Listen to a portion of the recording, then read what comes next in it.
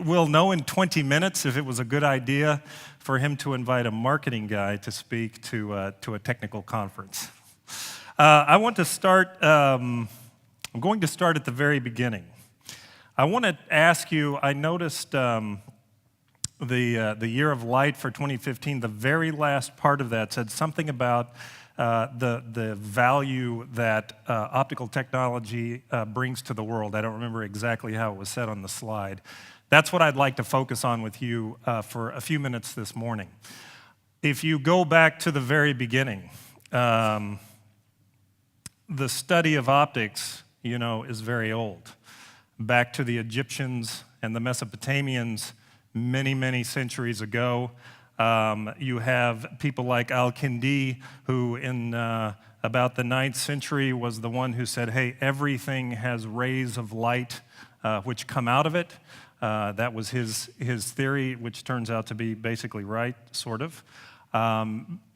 Fast forward to the 18th century, and you have Newton, who talked about topics like diffraction and the prism, and he studied that, and then on to the 20th century with great guys like Max Planck, Niels Bohr, and Einstein, who developed obviously what we spend a lot of time on here today in quantum physics with lasers.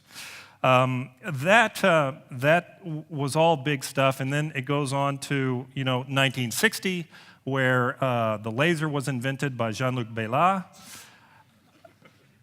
That fact could be, Jean-Luc gave me this data, but I am suspect of that last point. I think he spent too much time with one of our former vice presidents in the U.S., with Al Gore, who thought he invented the internet. But this is,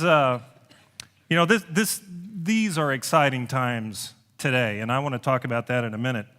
For me, the reason I'm in marketing is my physics career ended abruptly.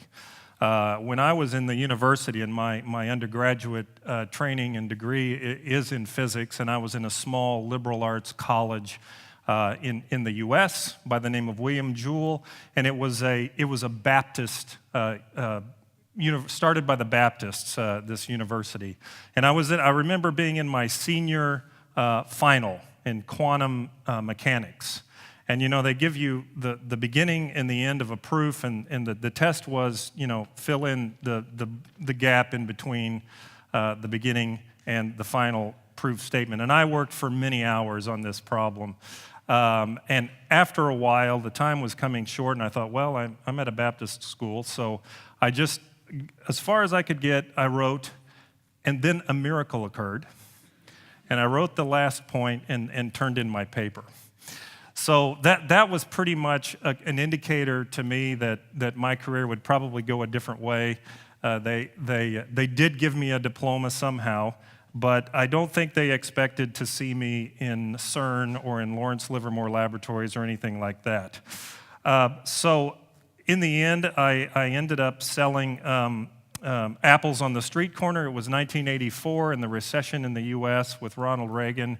And so my first example I want to show you today was in my days of actually working in an Apple computer dealership after I got out of college. This is where I want to start what I really have to say to you.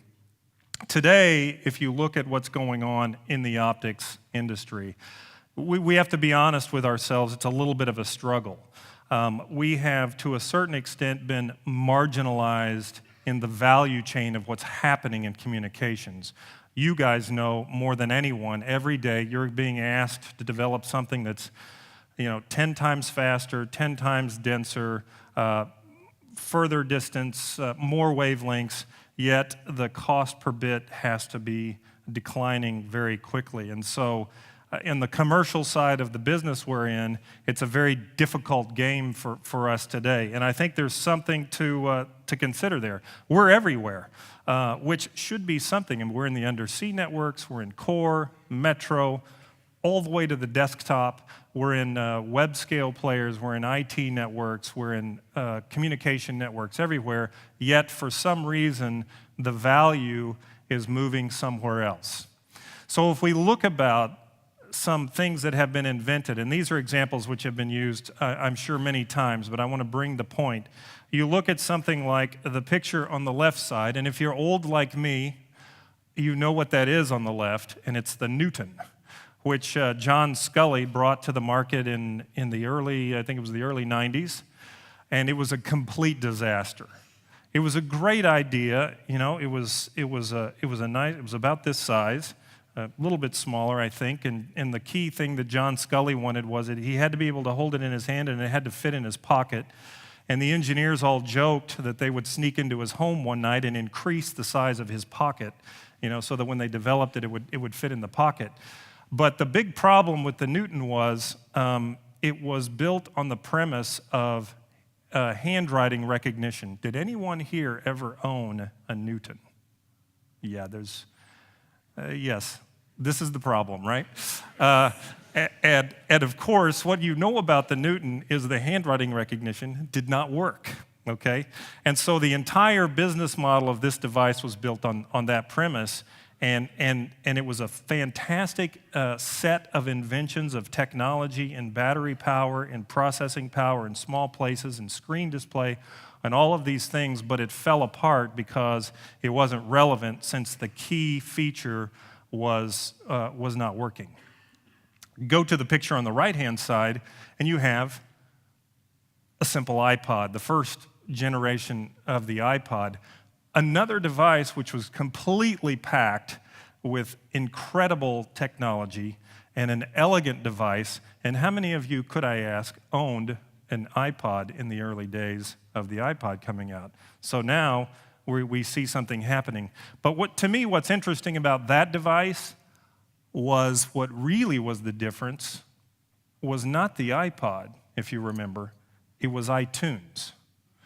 Okay? So what Steve Jobs knew was you needed to have some commercial relevance to your invention before it really became something that was powerful and usable for people. So the iPod was not really about the iPod. The iPod was really about a business model. And I would say this device, which comes, you know, much after, is similar in that way, because you know what, as iTunes was to the iPod, when you move forward to the iPhone and on to the original iPad, which was the most successful commercial launch of a new personal device ever in history, was what? It was not the iPad, it was the application store. Okay? So again, there was a connection to a commercial relevance for this device. So, if I could go to the next slide. The question for us is, how do we manage that? My customer used to tell me, Tim, don't fall in love with your product, fall in love with my problem. And this is the way that we get to the point of establishing real value for the people who are going to be using our technologies. So it's not likely that, you know, Justin Bieber will want to be seen with like a 400 gig transceiver, you know, and a chain around his neck. I'm not sure that's something we could deliver on, but still there has to be a way for us to find our way back into this game. So NFV and SDN, a couple of acronyms I'll talk just a second about, are interesting acronyms that all lasers will love.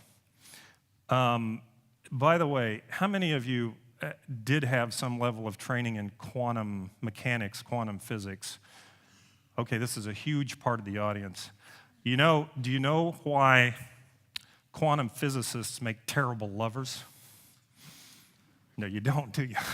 But the problem is because when you find your position, you lose your momentum. When you find your momentum, you lose your position. It's a terrible scene. Could we just cut that out of the video? That bit right there, Jean-Luc? Can we just, maybe a little bit of editing? Made me lose my place. So, what about this? What about this? Network function and virtualization and SDN. These are critical technologies that are happening in the marketplace today. Does it have anything at all to do with what we're talking about? Well, networks are changing. Of course they're changing. They've been changing for forever. But there have been some big milestones. You know, more recently, the change to IP. Pretty much all networks are being built today from beginning to end with IP technology. But this is a change which is really happening. And you know the statistics. You read them all the time. I mean, a Bell Labs study just late last year spoke about almost 600% growth in metro traffic. By the year 2017, 300% growth plus in core networks by the same year. The metros are growing at 2x the pace of the core. And so our customers, a company like Alcatel-Lucent, are saying, hey, I can't deal with this in a traditional manner. I have to do something different. So they're looking for if I can use the word, a quantum change in the economics of the way network architectures are built. So these are two important technologies, network function, virtualization.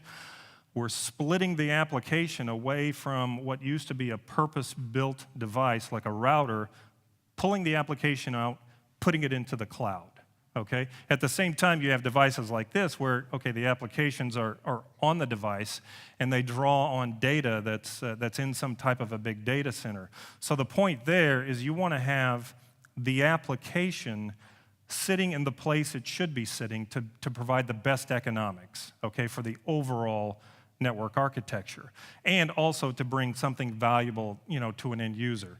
The second phenomenon is SDN, which is yet another new way of connecting these applications and users and moving content through the network, which is to say, I actually want to be able to do something that makes the network seem to have unlimited bandwidth, even if it doesn't, which drives a lot of complexity, which we'll talk about in a second. But in SDN, software-defined networking, the idea is you set up networks on a virtual basis to make the connections that are required for that particular moment in time. So how do these affect us? Well, if you look at what's happening in the customers, in the IT arena, of course, IT companies are trying to capture the globalization of their business. It's becoming more and more a global business. With an internet-driven economy, the IT department is now sitting at the table, and instead of a cost center, it's a revenue producer. Whether it's a web scale or an infrastructure as a service kind of company, they're becoming part of the revenue stream, and it's a global economy that they're driving. Governments want to connect themselves to their citizens. They want their citizens to be part of this economy, so they want to connect them with broadband access. They want to give them all kinds of services that they could not give them in the past and give them a chance to succeed in the world economy. Even transportation companies, rail systems want connectivity and communication networks that allow riders on the train and the myriad of devices that are in the stations and on the trains that monitor and control the system. They want those all connected in convenient ways. And in utilities, phenomenon, as you well know, going on around the world is the smart grid, where you now need a two-way network instead of a one-way network because you have smart devices on the edge that allow the exchange of electricity and other services. And so the application space is growing like crazy. So this is creating a very tough world for them, and it's the one that we should be paying attention to, I think, in our business. They all have three common constraints, I would say. The first one is they have the constraint of connectivity. And what they really want to do is they just want, all of these entities want to do more than they can do today for their end customers, right?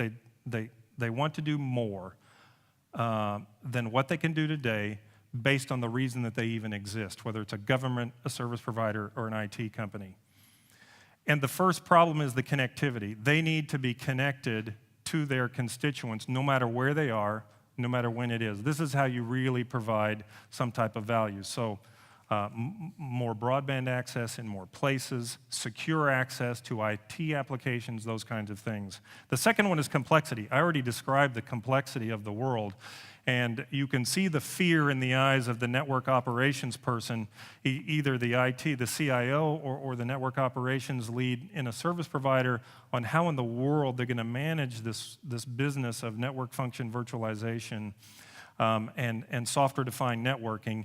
And it's even coming to your optical systems that you're doing the fundamental science for today, where, yes, they want to strip the application from the optical layer, have wide open interfaces, and allow these systems to be managed by any other kind of application that they could decide to put in a data center. So managing that complexity. If you can solve that one, then you've found a place. And the last one is the commercial one, which is I'm going to make these big investments. I'm going to spend the money to go from 100 to 400 gig and so on. But how do I know that I'm going to get a return on my investment? Have you allowed me the flexibility to develop new kinds of business models that I can now use to play in the game, okay, and get value? So if you can figure out how your customer gets value, then my thesis is you can find your place in the game too and return the value to yourself. We have a lot of work going on in this space. We have, 40 gigabits PON going to the desktop. We did some experience with Orange in the Orange labs about 40 gigabit PON. But these are all great things. The question is, what then do we do with them? And I think the optical space is the new next bottleneck. There's always a trade-off between compute and storage and networking power and which one comes next. And I think in the optical field, that's really where we have to get busy. It can no longer, for us in the optic space, just be, let's say, a game of speed. It has to also be a game of adaptability for us to play in this game with technologies like WDM. It's the business models in this space that really make us relevant in the space. Now, I know if you're in fundamental research, it's probably a message you don't like to hear, and you may even disagree with, which is, no, but we have to invent, we have to invent, we have to invent, and we shouldn't be constrained by the business models. And of course, there's a certain truth to that. But in the end, the technology has to deliver something to the world. And sometimes it takes longer. In our case, the cycle times are just too long. So when you go back home and you're thinking about what you're doing in your labs, not only would we love for you to think about what can I invent, or think about what your innovation is going to be, but even think about how you're going about innovation, because we can't any longer wait 2 or 3 years for the full life cycle of a piece of hardware to get developed, tested, commercialized, industrialized into the marketplace. There's no time for that. Those cycle times have to be cut by factors in order for us to be able to keep up with what's going to happen to us in this kind of a world. So I'll leave you probably with a quote. John Donovan is the number 2 at AT&T, and he also runs AT&T Labs, which is a close cousin to our Bell Labs. And he told me one day he was in a town hall meeting with the AT&T Labs team, and he was speaking about this topic about innovation, and he said the difference between invention and innovation is that innovation is invention, but with commercial relevance. And this is probably the key thing I'd like you to think about as I leave you today. I think it's actually a very exciting time to be in the engine room of innovation, which is where we work today. In many ways, I wish I had studied a little bit harder so that I was in the lab with you instead of, in the marketing department picking out what color the slide template should be or what color of pens we should give away. But I think in the end, I think as an industry, we have a chance to innovate the future, but we must innovate to secure the future. So thank you for your time.